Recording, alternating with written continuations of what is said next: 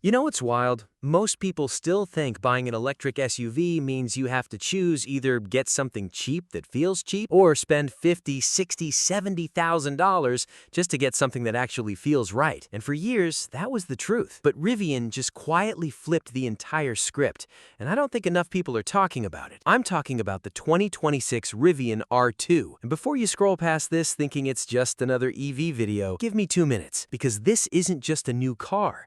This is the vehicle that could genuinely change who gets to own a Rivian, and honestly, who gets to take electric vehicles seriously in the first place. Let me set the scene for you. Rivian built their name on the R1T truck and the R1S SUV.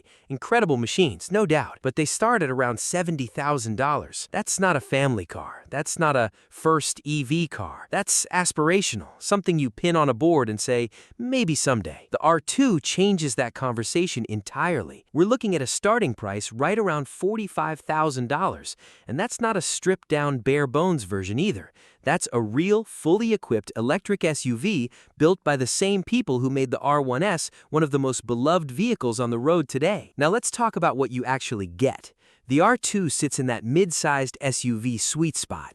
It's not tiny, it's not massive, it's that just right size that works for a couple, works for a family, and still fits in a normal parking garage without giving you anxiety. It carries Rivian's signature design DNA, that round headlight cluster up front, the clean geometric lines, the sense that this thing was designed by people who actually cared about how it looks, instead of just running it through a focus group and calling it a day. Inside, the R2 doesn't feel like a compromise. This is something Rivian really understood. When you move down market, you can't let people feel like they move down market. The interior is clean, the materials feel solid, and the technology is front and center. You've got a large central display running Rivian's own software, which has gotten significantly better over the last couple of years. It's more responsive, more intuitive, and it doesn't feel like the afterthought infotainment systems that plagued so many early EVs. The seats are comfortable, the cargo space is genuinely useful, and there's this sense of thoughtfulness in the details. The way things are laid out, the way storage is handled, the way everything just makes sense. But here's what most people actually want to know.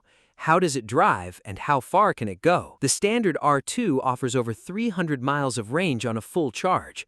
The dual-motor version pushes performance into territory that would embarrass a lot of gas-powered SUVs twice its price. We're talking 0 to 60 in under 4 seconds. That's not a party trick. That's just Tuesday in a Rivian. And charging?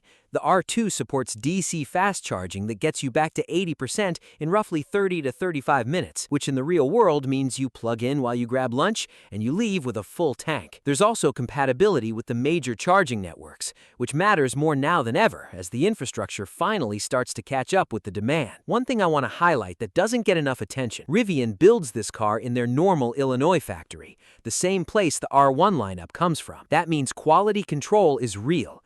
Build consistency is real, and the service network that Rivian has been quietly expanding over the last few years is there to back you up. Early EV adopters know the horror stories. Great car, no service center anywhere near you. Rivian has been working on that problem hard, and the R2 is launching into a much better infrastructure situation than the early R1 days. And then there's the software side. Rivian pushes over-the-air updates, so the car you buy in 2026 isn't frozen in time. Features get added, things get improved, and the car actually gets better the longer you own it. That's a standard expectation now in EVs, but Rivian does it genuinely well. So who is this car for? Honestly, it's for the person who's been watching the EV space, who likes what Rivian stands for, who maybe couldn't justify the R1S price tag, and who has been waiting for the right moment.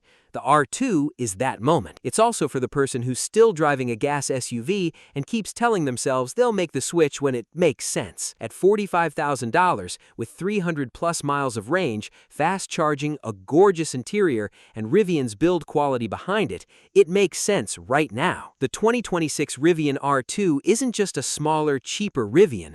It's the version of Rivian that most people will actually be able to own, drive, and love. And if this is the beginning of what Rivian can do at this price point, then the next few years in the EV space just got a whole lot more interesting. If you found this helpful, hit that like button and subscribe. I've got more EV deep dives coming, and trust me, you don't want to miss what's next.